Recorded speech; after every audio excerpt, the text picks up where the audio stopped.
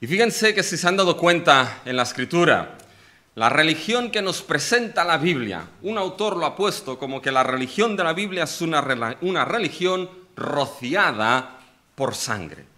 Y la verdad es que la idea de la sangre es algo que ha quedado recogido a lo largo de todo lo que es la historia del cristianismo y ha quedado recogido, por ejemplo, en una gran cantidad de himnos que nosotros solemos cantar y hemos cantado en el día de hoy. Fíjense lo que es la influencia y el recuerdo de la sangre en alguno de los himnos a lo largo de lo que es la historia de la iglesia. Junto a la cruz, fíjense lo que dice, junto a la cruz recibí el perdón, limpio en su sangre es mi corazón, llena es mi alma de gozo y de paz. Otro himno, la cruz sangrienta, al contemplar, do el Rey de gloria padeció, riquezas quiero despreciar y a la soberbia tengo horror. Y el último himno, al mundo impío Dios amó. Fíjense lo que dice, y ahora es mío por la fe el don de Dios, Jesús, mi redención por sangre fue, la sangre de la cruz. Por tanto, fíjense, mis hermanos, de que lo que es la historia del cristianismo, y en realidad toda la historia de la Escritura es una historia rociada y manchada por sangre. Y es que esto no era una opción en lo que es la historia de la salvación.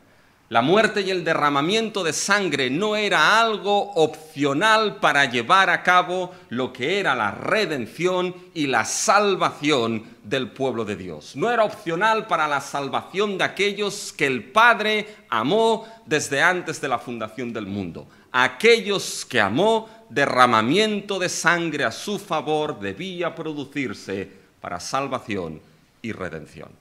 Y fíjense que este énfasis, esta importancia en lo que es la sangre, mis hermanos, y de manera concreta y particular, la sangre de nuestro Señor Jesucristo, es algo que es central en este texto de Hebreos 9 que hemos leído, de los versículos del 15 al 28. Y en este texto hay dos cosas que me gustaría destacar con relación a lo que es la sangre de nuestro Señor Jesucristo. La primera cosa es que solo la sangre de Jesucristo nos trae la herencia contenida en el nuevo pacto. Y lo segundo es que solo la sangre de nuestro Señor Jesucristo nos trae la completa redención en el nuevo pacto. Vamos a destacar estas dos cosas. Primero, solamente la sangre de Jesucristo nos trae lo que es la herencia contenida en el nuevo pacto. Y cuando hablamos de sangre, mis hermanos, la sangre nos habla de dos cosas vitales. Primeramente nos habla de la necesidad de la muerte para la inauguración del nuevo pacto.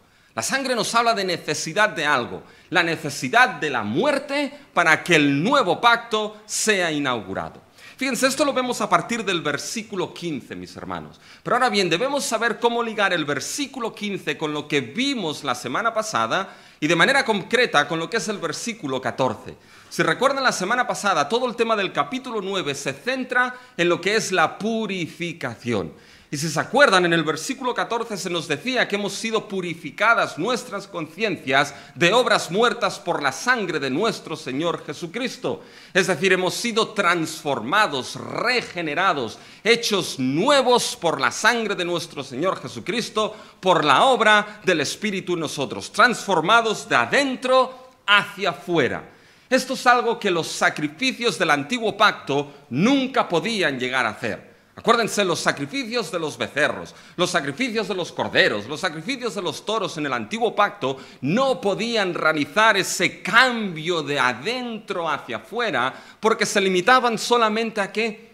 Se limitaban solamente a las cosas externas, se limitaban a lavar y a purificar externamente, pero nunca podían hacerlo de manera interna. Es como, acuérdense, ese vaso que es lavado por fuera, queda reluciente por fuera, bonito por fuera, pero cuando uno mira por dentro todavía quedan lo que son manchas de lo que es la bebida del día anterior, muy limpio por fuera, pero muy sucio por dentro. Y esto, mis hermanos, es lo que hacía que Israel bajo el antiguo pacto cayese en más de una ocasión en lo que era un servicio a Dios, un servicio de adoración a Dios muchas veces hipócrita, donde solamente se veía algo externo que debía cumplirse. Sus labios hablaban de Dios, pero su corazón era un corazón duro que estaba lejos de su Dios. Ese cambio interno, solamente nos dijo el autor, esa conciencia lavada y purificada de obras muertas solamente podía llevarse a cabo por medio de la sangre de nuestro Señor Jesucristo. Fíjense el versículo 14, mis hermanos. Cuanto más la sangre de Cristo, el cual mediante el Espíritu Eterno se ofreció a sí mismo sin mancha a Dios, limpiará vuestras conciencias de obras muertas para que sirváis al Dios vivo. Mucho más la sangre de Cristo lo hará. Fíjense cómo lo menciona el versículo 14. Cuanto más la sangre de Cristo, el cual mediante el Espíritu Eterno se ofreció. Fíjense que aquí está mencionando lo que es la persona y el sacrificio de Cristo con lo que es la persona del Espíritu Eterno. Y hay algo que no podemos olvidar, algo que les he estado comentando en más de una ocasión, que el Espíritu, mis hermanos, es el don y la bendición del nuevo pacto. No hay bendición mayor, no hay bendición más sublime, no hay bendición más grande que Dios nos haya podido dar como creyentes, como pueblo suyo, que su misma presencia en la tercera persona de la Trinidad. Podríamos pedir todas las riquezas de este mundo, podríamos pedir todas las bendiciones de este mundo y ninguna de ellas llegaría a la suela de los zapatos de la gran bendición que Dios nos ha dado en la persona del Espíritu, en nosotros y entre nosotros, mis hermanos. Fíjense que aquí liga el versículo 14 que se ofreció por el Espíritu Eterno. ¿Qué quiere decir esto? Lo que quiere decir, mis hermanos, es que el sacrificio de Cristo fue algo espiritual. ¿En qué sentido? No en el sentido de que no fuese real, no. No en el sentido de que no fuese físico, no. En el sentido de que su eficacia, mis hermanos, estaba destinada a tratar no asuntos externos de nuestra vida, a tratar no a problemas externos de nuestra vida, sino a tratar lo que es el núcleo y el centro principal de la problemática del ser humano, de la problemática en nuestra vida, mis hermanos, que es de aquellos muertos sin delitos y pecados, hacer algo nuevo de ellos. Hacerles nacer de nuevo por el perdón de sus pecados y la obra del Espíritu. Coger esas leyes de Dios que en el antiguo pacto estuvieron clavadas, grabadas, externas al pueblo y hacerlas internas en uno. Coger esas leyes para que no quedasen fuera y dijésemos, bueno, ¿esto es lo que nos pide Dios? ¿Esto es lo que me pide que Dios haga? Si yo quiero hacer otra cosa, y eso es lo que voy a hacer. No, la obra, mis hermanos, de Cristo y del Espíritu hizo algo nuevo en nosotros y grabó esas leyes en nosotros de tal manera que se produce una nueva vida en nosotros que antes no estaba. Se produce una voluntad que antes no estaba. Se crea una capacidad que antes no estaba. Y se crea, mis hermanos, la delicia de una vida que su deseo es vivir en complacencia al Dios que le ha salvado.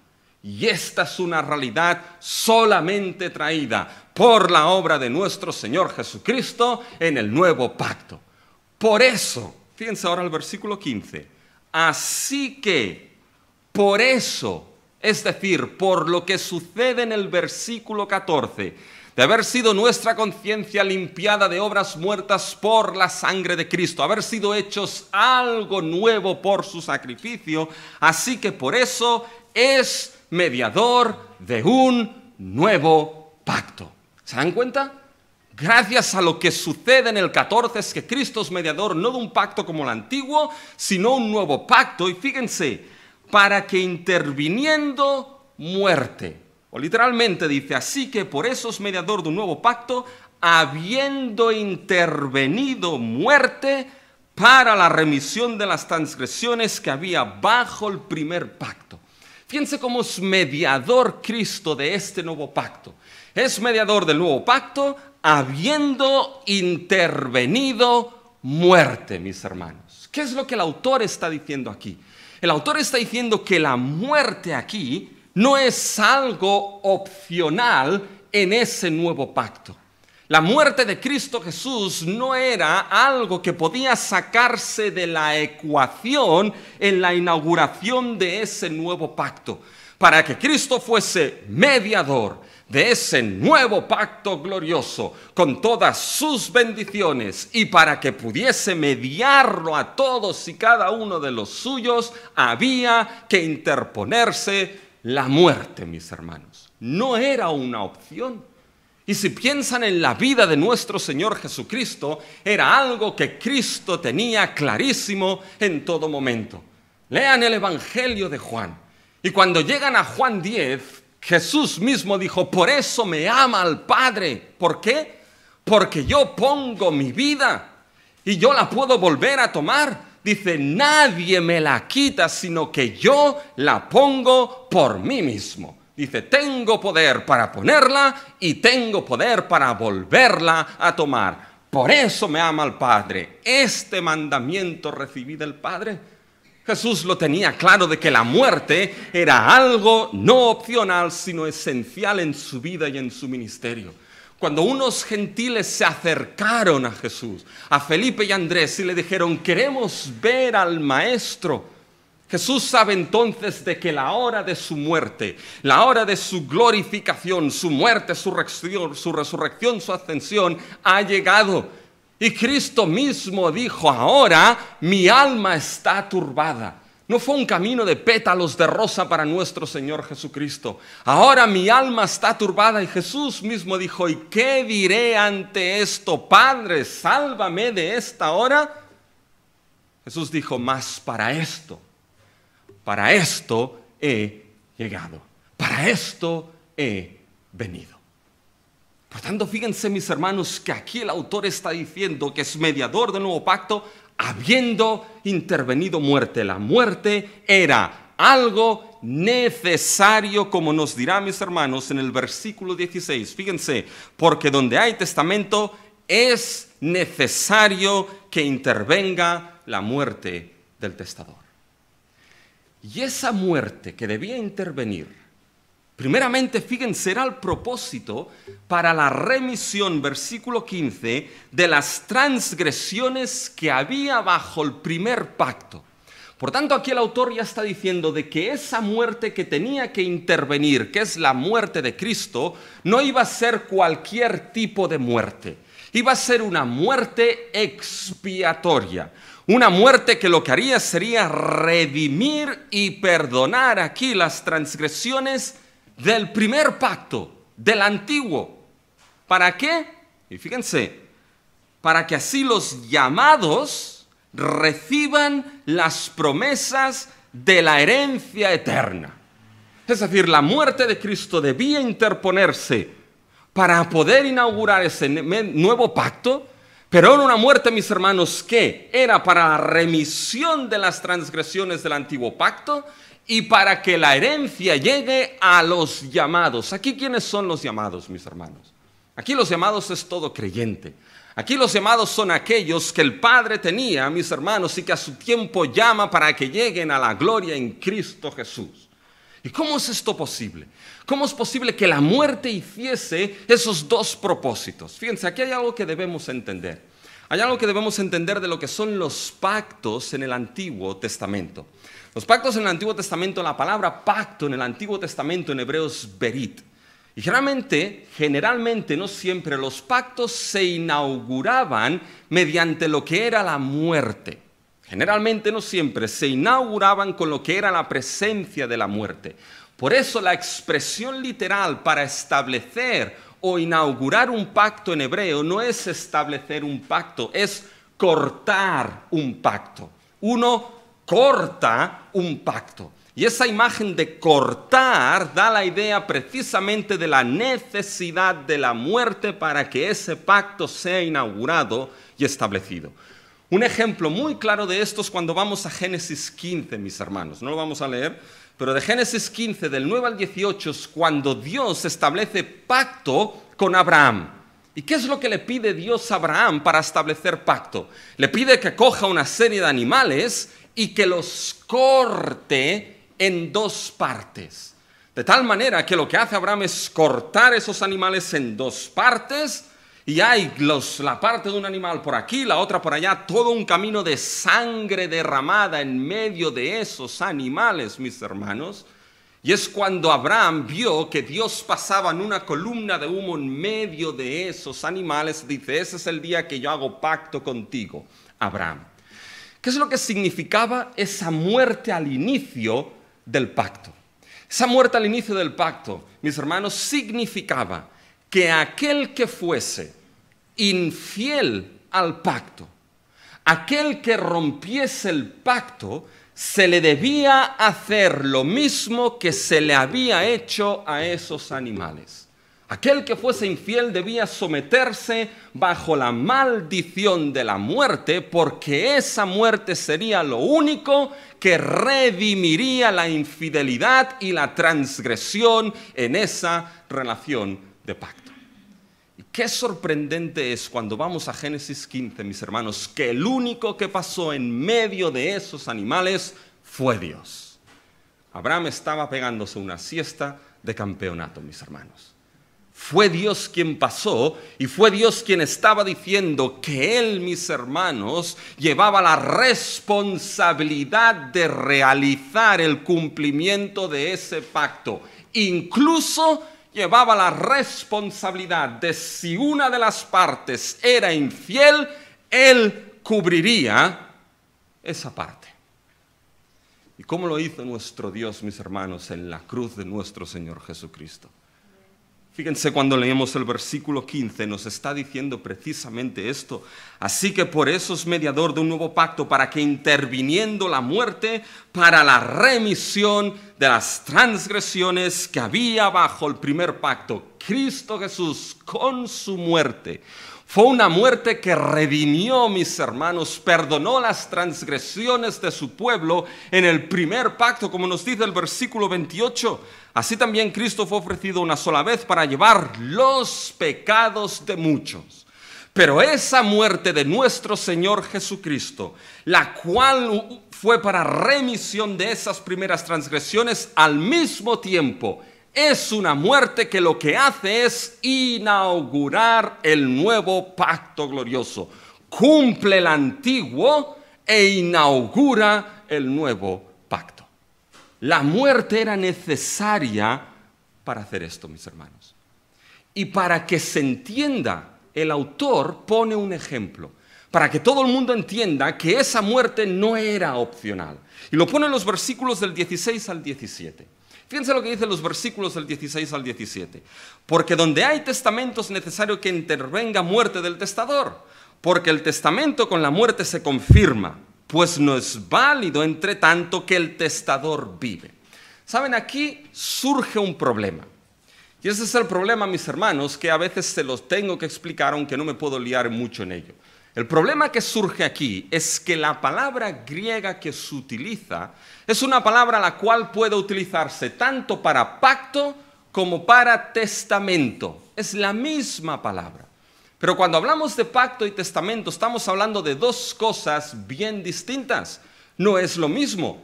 Generalmente, como les he explicado, ¿un pacto qué es? Un pacto es una relación entre dos partes.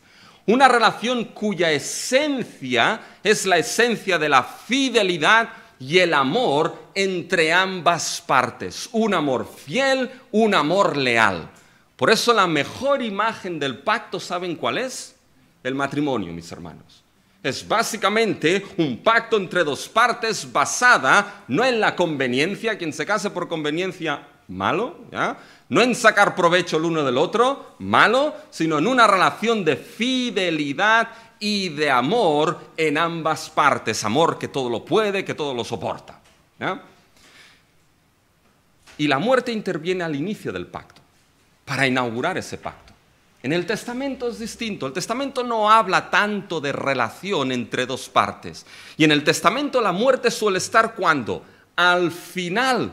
Es la muerte la que inaugura lo que son las últimas voluntades del difunto. Cuando alguien fallece, mis hermanos, una de las cosas que tiene que hacerse, ya uno de los arduos trabajos y desagradables trabajos que tiene que hacerse cuando alguien fallece, es ir a pedir las últimas voluntades del difunto. Y uno va a pedir las últimas voluntades del difunto porque en ese papel sale entonces si tenía o no tenía testamento. Y en esas últimas voluntades se sabe si había o no había testamento, y si lo había, entonces a quién le ha dejado la herencia, a quién le ha dejado los millones o a quién le ha dejado las deudas, ¿ya? Porque eso también pasa, mis hermanos, ¿ya? Y después lo diré, pero uno lo hereda todo. Uno no puede escoger lo que quiere o lo que no quiere en ese sentido, ¿ya? Pero es una cosa la que tiene que hacer. Entonces, la cuestión es, ¿de qué está hablando aquí el autor en estos versículos? ¿De pacto o de testamento, de última voluntad? Y la cuestión es que aquí es el contexto lo que nos va a ayudar a entender. Fíjense que probablemente en el versículo 16 y 17 el autor está utilizando realmente lo que era un ejemplo de la legislación de la ley romana de aquel tiempo, que es precisamente hablar de un testamento o de unas últimas voluntades, ¿ya? Y el autor quiere utilizar esto para que se entienda la necesidad de la muerte de Cristo Jesús para la inauguración del nuevo pacto, y para que así los llamados reciban ¿qué? Reciban la herencia que Dios tiene preparada para ellos. Hay una herencia eterna para todo cristiano.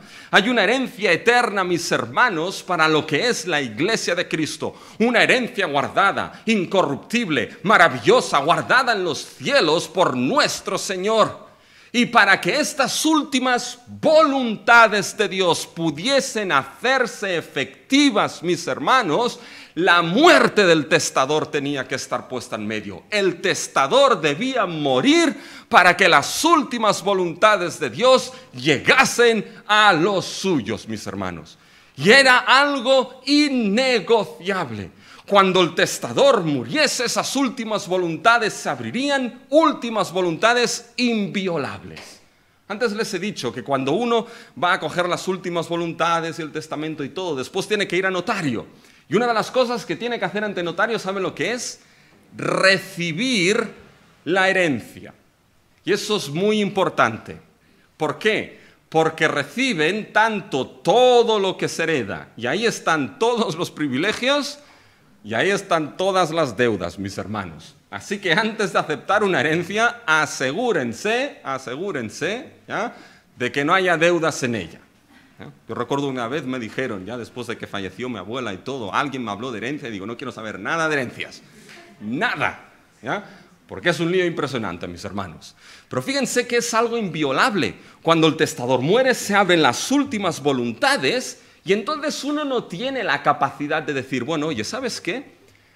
Me quedo con el coche y la casa, pero la deuda a Hacienda, esa no la quiero heredar.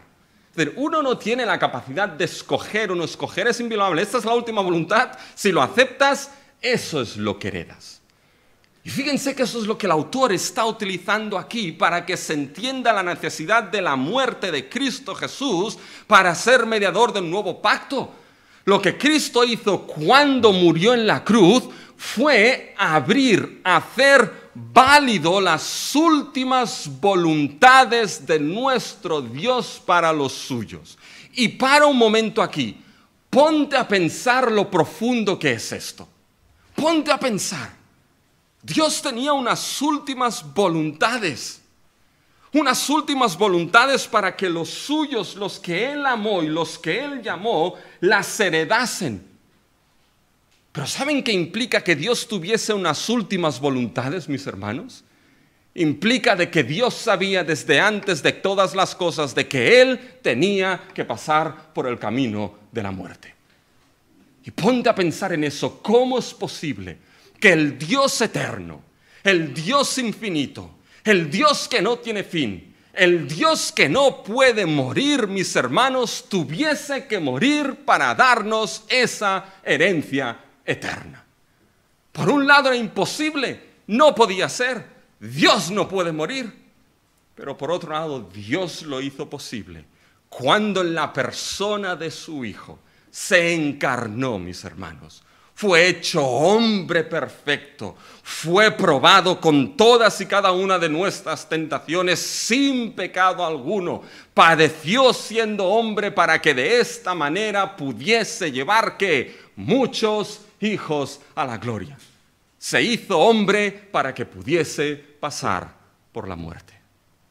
Y de esta manera, mis hermanos, las últimas voluntades de Dios se abriesen y se hiciesen efectivas para todos aquellos que Él ha amado y ha llamado. Por tanto, mis hermanos, cuando vemos la cruz de Cristo, estamos viendo lo que es esa muerte que abre las últimas voluntades y heredamos lo que son esa herencia. ¿Saben por qué? Porque aquel que muere es el heredero por excelencia. Aquel que muere es el testador y el heredero en el cual Dios le ha dado todas las cosas. Y nosotros somos coherederos juntamente con nuestro Señor Jesucristo. Toda la herencia que has recibido, mis hermanos, de los lugares celestiales, la hemos recibido, la has recibido. ¿Sabes por qué? Porque Cristo murió por ti. Si Cristo no muere, no hay herencia ni testamento que valga. Por lo tanto, la muerte, mis hermanos, era necesaria para inaugurar ese nuevo pacto. Pero la muerte también, la sangre nos habla, mis hermanos, de una muerte de sacrificio para purificación. Fíjense ahora a partir del versículo 18. No solamente es una muerte que inaugura, que es necesaria para inaugurar el nuevo pacto, sino que es una muerte que nos habla de una muerte, esa sangre de una muerte de sacrificio, de una muerte de purificación. Fíjense los versículos del 18 al 22. Ahora el autor se va a centrar en el antiguo pacto. Se va a centrar en lo que es el tabernáculo, el pacto que Moisés hizo con Israel. Fíjense que hasta aquí el autor ha estado hablando de ¿qué? Ha estado hablando de que es necesario de que se interponga muerte. Fíjense, lo hemos leído en el versículo 15. Así que por eso es mediador del nuevo pacto para que interviniendo muerte. En el versículo 16, porque donde hay testamento es necesario que intervenga muerte. Fíjense cuando llegamos al versículo 18, de donde ni aún el primer pacto fue instituido. Paren un momento aquí. El autor ha estado hablando de intervenga muerte, y lo normal es que en el versículo 18 dijese, ni aún en el primer pacto fue instituido sin intervenir muerte. Pero el autor no dice esto, el autor cambia. El autor cambia y pone, no fue instituido sin sangre. Y aquí el tema de la sangre empieza a ser preeminente. En el versículo 18, 19, 20, 21, dos veces en el versículo 22 aparece la mención de sangre, sangre, sangre. ¿Y qué es lo que nos muestra esto, mis hermanos?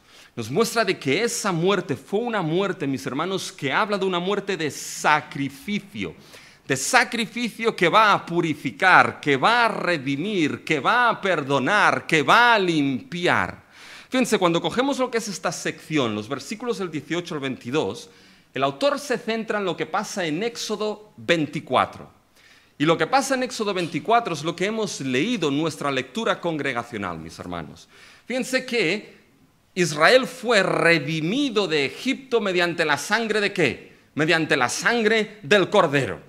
Llegó al monte Sinaí y en Éxodo 24, ¿qué es lo que sucede ahí? Bueno, lo que hemos leído en la lectura congregacional. En Éxodo 24, Moisés coge la sangre de esos becerros y de esos sacrificios y lo que hace es rociar. Hay diferencias entre Éxodo 24 y Hebreos 9, que no entraremos en ellas. Pero ¿rocía qué? Rocía el altar, rocía al pueblo. Fíjense que esto es lo que el autor dice aquí. Fíjense el versículo 19. Porque habiendo anunciado Moisés todos los mandamientos de la ley a todo el pueblo, tomó la sangre de los becerros y de los machos cabríos con agua, lana, lana escarlata e hisopo y roció el mismo libro y también a todo el pueblo diciendo, esta es la sangre del pacto que Dios os ha mandado. Todo el pueblo rociado con sangre. Y después el autor de Hebreos nos añade otra cosa más. Nos añade que no solamente roció al pueblo, sino que pone algo que sucede más tarde. Roció también todos los elementos del tabernáculo. Fíjense ahora en el versículo 21. Y además de esto, roció también con la sangre el tabernáculo y todos los vasos del ministerio, y casi todo es purificado según la ley con sangre, y sin derramamiento de sangre no se hace remisión. Fíjense ¿qué es lo que vemos aquí? Es una imagen de sangre, sangre, sangre, sangre. Hay sangre por todas partes, sobre el pueblo, sobre el tabernáculo, sobre los utensilios. ¿Y para qué tanta sangre, mis hermanos? ¿Para qué? Fíjense, para algo concreto. El autor de Hebreos menciona algo que no aparece en Éxodo 24. Y es lo que aparece en el versículo 19, cuando se nos dice que también tomó agua, lana escarlata e hisopo.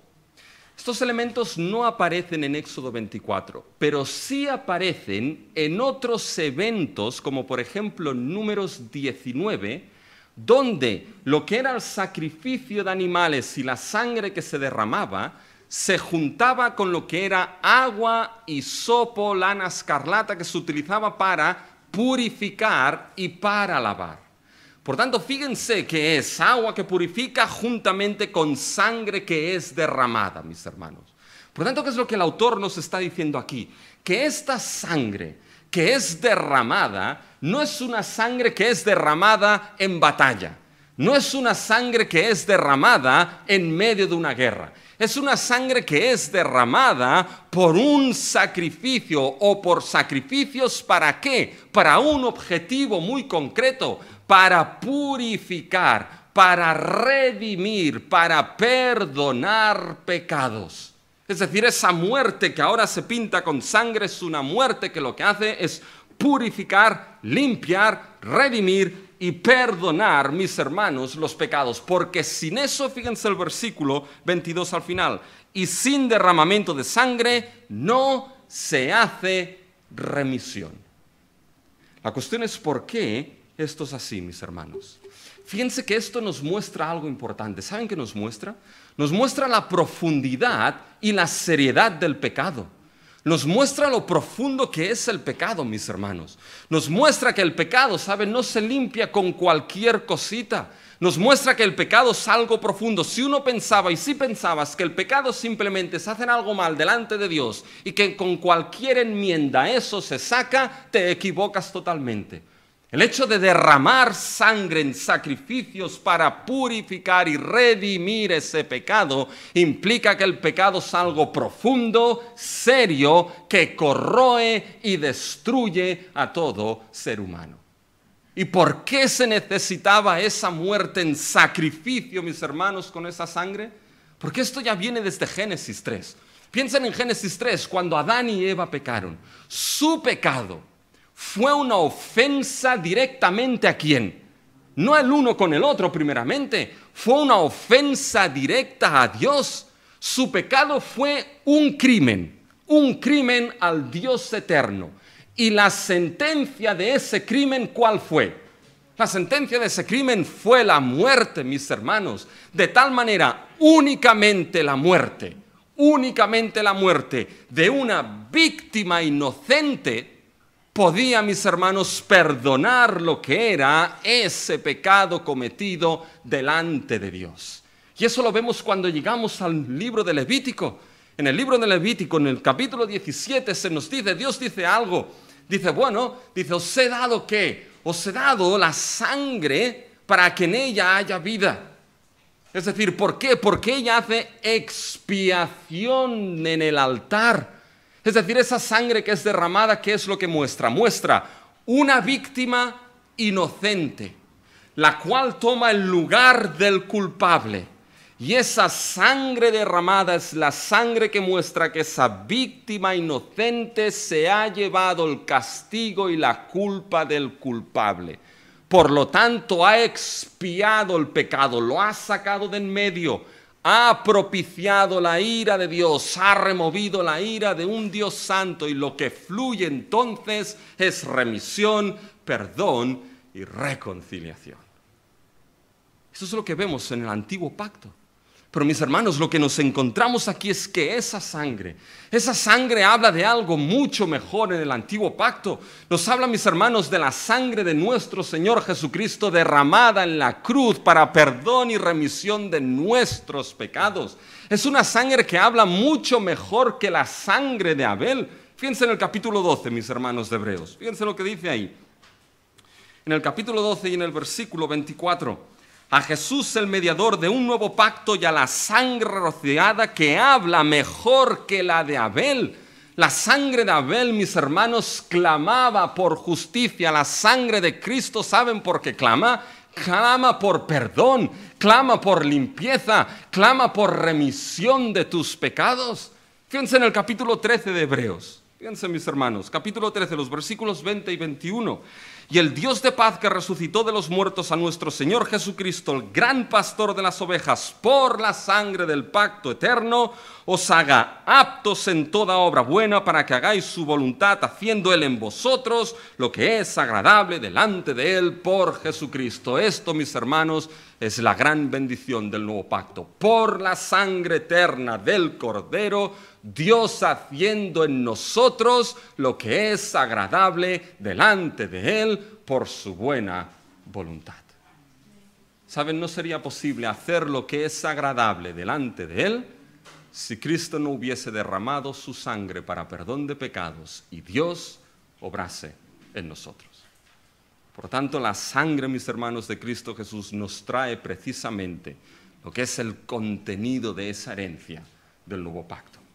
Pero ahora fíjense, si tenemos que ser un poquito más específicos, si tenemos que ser exactamente qué nos trae, fíjense que vamos al segundo y último punto, que solo la sangre de Jesucristo nos trae la redención completa en el nuevo pacto. Y aquí hay tres cosas. Solo de Jesús la sangre purifica un pueblo para el cielo. Fíjense que esto lo vemos a partir del versículo 23. Fíjense lo que ahora el autor hace en el versículo 23, y es sorprendente. Fíjense, mis hermanos, en el versículo 23. Fue pues necesario que las figuras de las cosas celestiales fuesen purificadas así, pero las cosas celestiales mismas con mejores sacrificios que estos. Escuchen lo que el autor está diciendo. Está tomando lo que hay en los versículos anteriores, de que el tabernáculo fue purificado ¿con qué? Con sangre. Y recuerdan que el tabernáculo era sombra y imagen ¿de qué? Sombra e imagen del tabernáculo celestial, sombra e imagen del cielo mismo. Pues el autor está diciendo aquí, bueno, fue necesario que ese tabernáculo celestial fuese purificado con sangre. Pero fíjense en el versículo 23, pero las cosas celestiales mismas con mejores sacrificios que estos. ¿Han escuchado lo que el autor dice? El autor está diciendo es que las cosas celestiales tenían que ser purificadas con mejores sacrificios que no esos de la tierra, es decir, con el sacrificio de la sangre de Cristo Jesús. El autor está diciendo es que las cosas del cielo mismo tenían que ser purificadas con la sangre de Cristo Jesús. ¿Han escuchado esto? ¿Se lo han preguntado? ¿Cómo es posible que el cielo mismo, mis hermanos, tuviese que ser purificado con la sangre mejor de nuestro Señor Jesucristo? ¿Es que acaso el cielo está sucio? ¿Es que acaso, mis hermanos, el cielo necesita ser purificado de pecado? Evidentemente no. Mis hermanos, el cielo es el sitio donde no hay ni una sola mota de pecado en ese lugar, porque es el lugar santísimo donde el Dios Santo mora. Y donde el Dios Santo mora, no hay pecado en él. Por lo tanto, no era limpiar el cielo de pecado. Por tanto, ¿qué es lo que quiere decir aquí el autor, mis hermanos? ¿Saben? Hay algo que no podemos perder de vista. Fíjense que habla de las cosas celestiales. Y antes nos ha dicho que lo que fue purificado fue el tabernáculo, pero también el pueblo, mis hermanos. Un pueblo purificado para servir y habitar con Dios.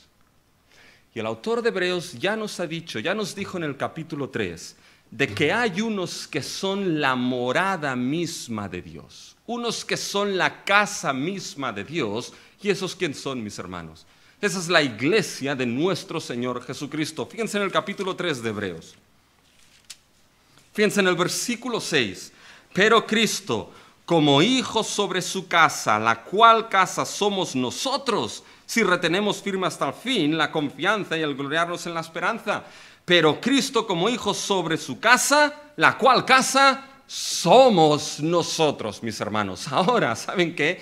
El tabernáculo que necesita verdaderamente ser purificado, la casa que necesita verdaderamente ser purificada, es aquella morada y aquella casa que Cristo con su sangre ha construido, que este es el pueblo mismo de Dios. El purificar las cosas celestiales, mis hermanos, implicaba la purificación de aquellos que han sido hechos morada de Dios. Implicaba purificar a aquellos que han sido hechos parte de las cosas celestiales.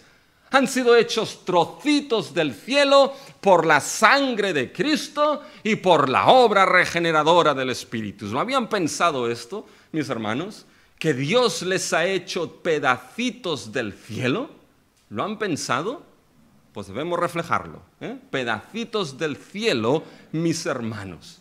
Y fíjense que esto es algo que ya, mis hermanos, Spurgeon ya dijo. Spurgeon dijo algo precioso, que esta frase la tengo grabada aquí. El cual Cristo es el templo vivo por excelencia, y con la sangre carmesí de nuestro Señor Jesucristo, hemos sido injertados en el templo vivo de Dios como piedras vivas. Eso es precioso, mis hermanos, y purificados para habitar precisamente en ese lugar celestial. Saben, a los jóvenes se lo he dicho alguna vez, esta frase de Spurgeon que he mencionado, la predicó Spurgeon en el primer mensaje que predicó en la iglesia de Londres, antes de que fuese pastor ahí. Y ahí estaba su futura esposa, Susana. Y fue a ver que venía un predicador ahí de Waterbeach, ya que decían que era muy famoso. ¿Y saben qué? No se enteró de nada de lo que Spurgeon predicó. No le causó ningún tipo de impacto. Así que bueno, si no hay impacto aquí, pues tampoco me siento con Spurgeon. Pero esa frase se le quedó a Susana. Injertados por la sangre carmesí del Cordero.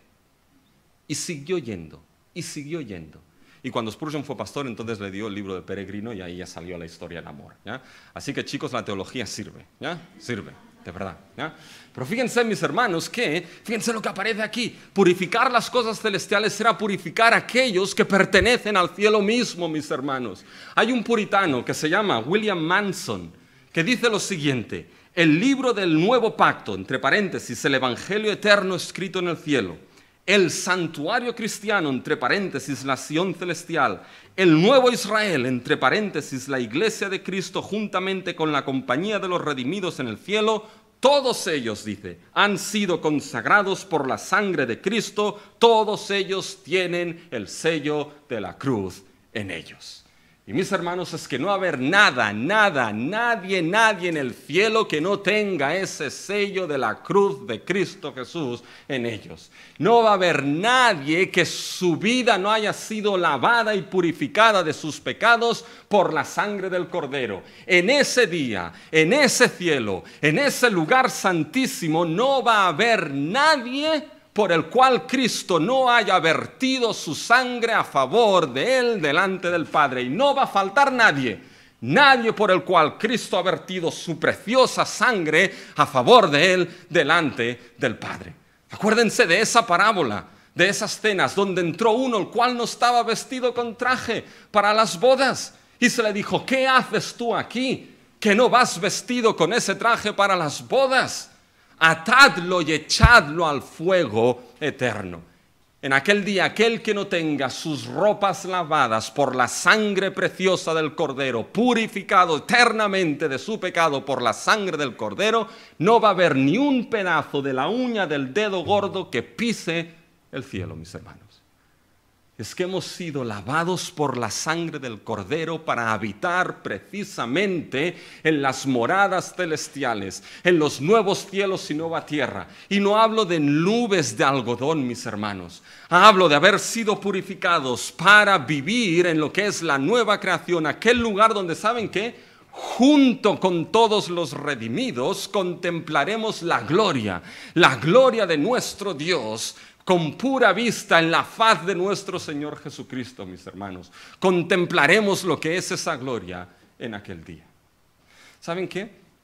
Vivimos en un tiempo donde se presentan una gran cantidad de cosas. las cuales pueden hacernos desviar de lo que son las maravillas que nuestro Señor nos ha dado en Cristo Jesús. Que si pasa esto, que si pasa aquello, que si te van a dar esto, que si te van a dar aquello, que si por aquí, que si por allá. Mira, ¿saben qué? Hay algo que es precioso que nuestro Señor Jesucristo ha asegurado con su sangre en la cruz, y es precisamente el lugar celestial para los suyos.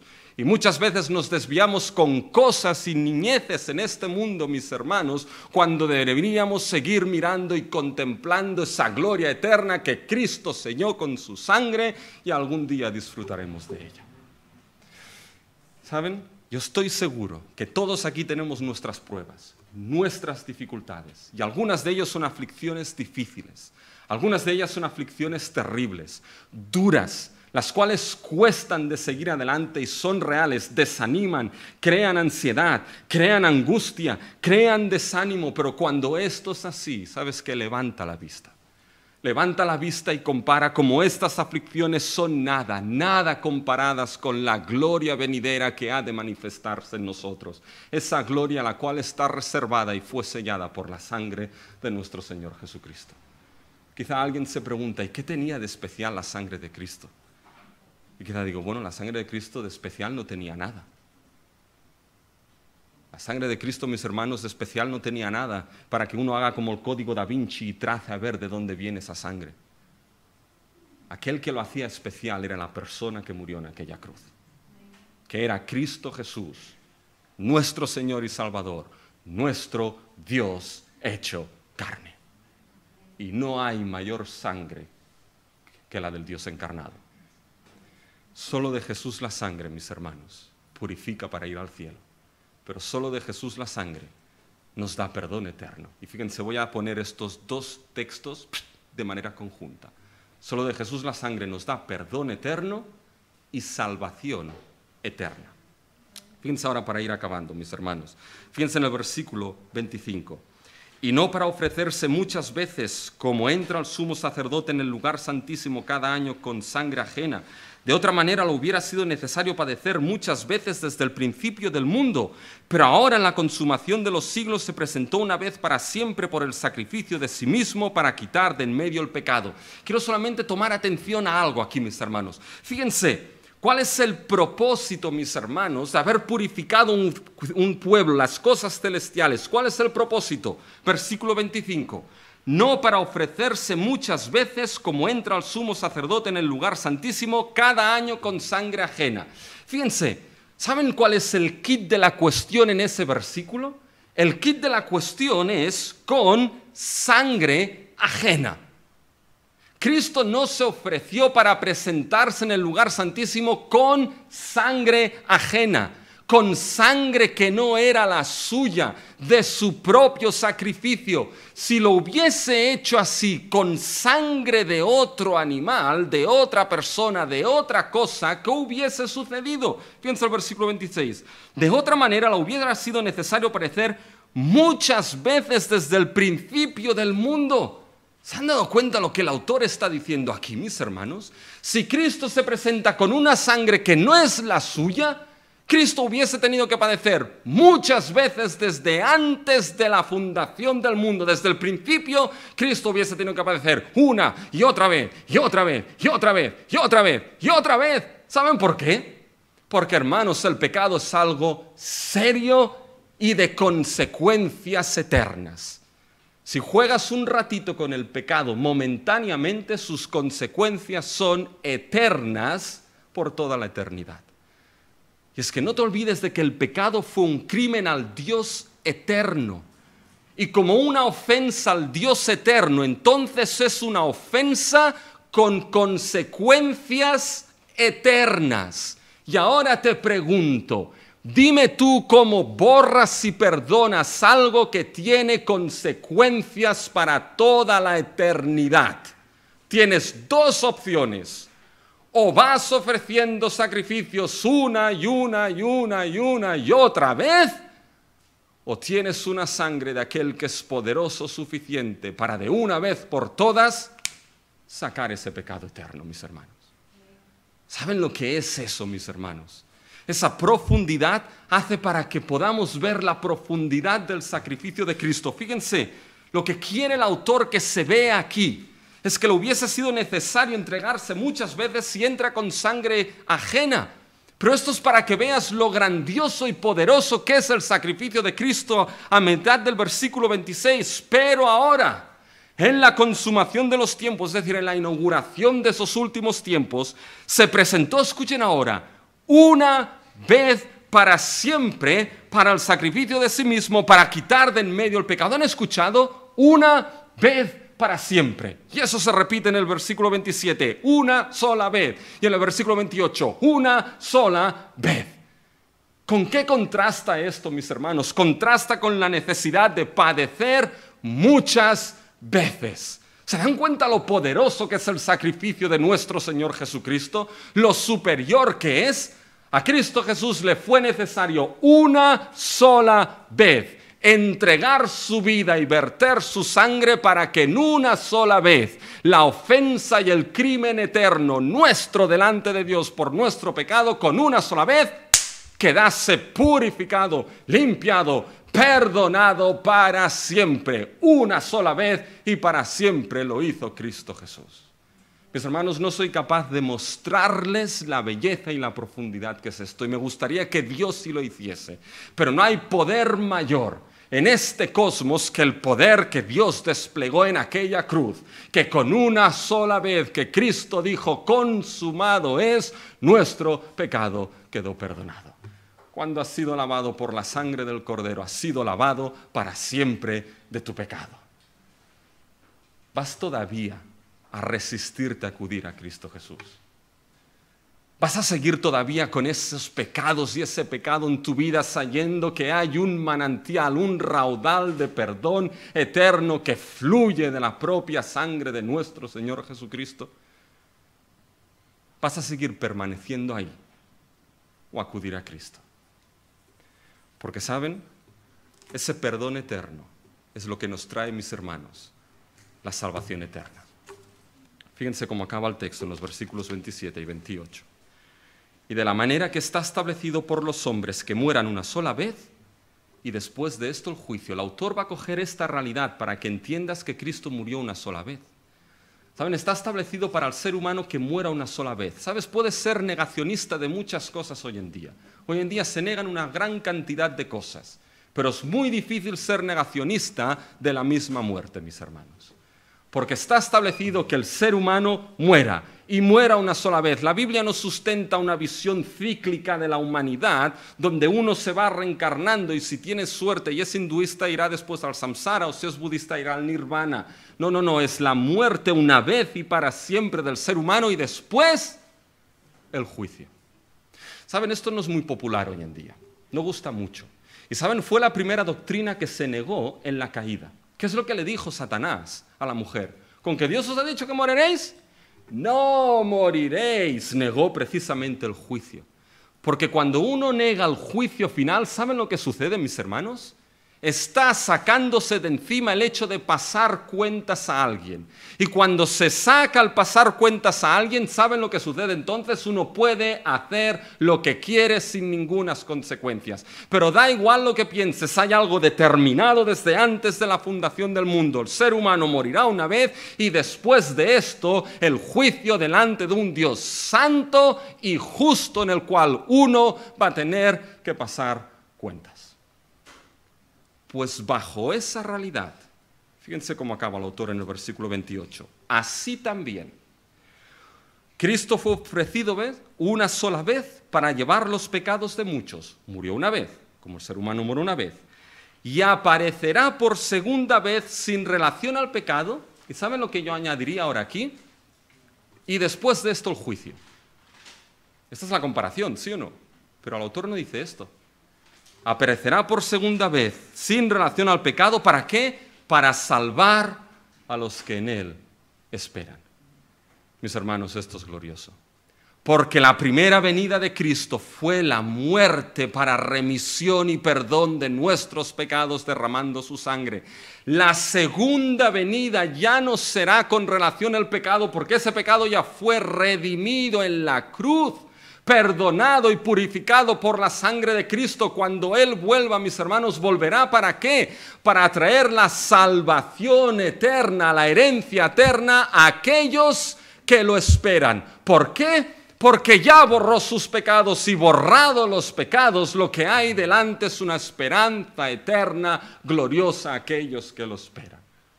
Y uno puede decir aquí, pues qué bien, oye, pues esperemos a que Cristo venga, pero no te equivoques.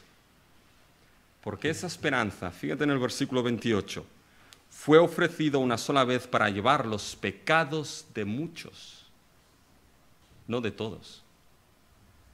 Y aquí los muchos son los llamados por el Padre. Aquí los muchos son aquellos que por su gracia han puesto en arrepentimiento su fe en Cristo Jesús y se han arrepentido de sus pecados. Si no es así en tu vida, si esa sangre del Cordero no te ha purificado, ese día vas a encontrarte plenamente delante del juicio de Dios y va a ser todo para ti. Pero aquellos que por su gracia hemos lavado nuestras ropas en la sangre del Cordero, mis hermanos, ¿qué es lo que nos espera? ¿Saben? No nos espera ese juicio de condenación, nos espera esa herencia eterna, nos espera esa salvación que esperamos, porque Cristo viene. Así que mi iglesia, en todos y en cada uno de los momentos difíciles, nunca pierdas de vista que Cristo vuelve. Y Cristo vuelve con la herencia prometida y guardada para los suyos. Nuestro Dios y nuestro Padre Celestial, gracias te damos por el sacrificio de Cristo Jesús. Gracias te damos porque en la primera vez que vino, derramó su sangre para remisión de nuestros pecados, pero regresará para darnos, Señor, la herencia eterna, la salvación eterna, aquellos que lo esperamos. Así que, Señor, ayúdanos a ser como esas vírgenes sabias que tenían aceite en sus lámparas preparadas para cuando el esposo viniese. Y, Señor, te pedimos que tu evangelio no solamente edifique y fortalezca nuestras vidas y nuestra fe, sino que lleve a tus escogidos a salvación en Cristo Jesús. Que te lo pedimos en el nombre de nuestro Señor Jesucristo. Amén.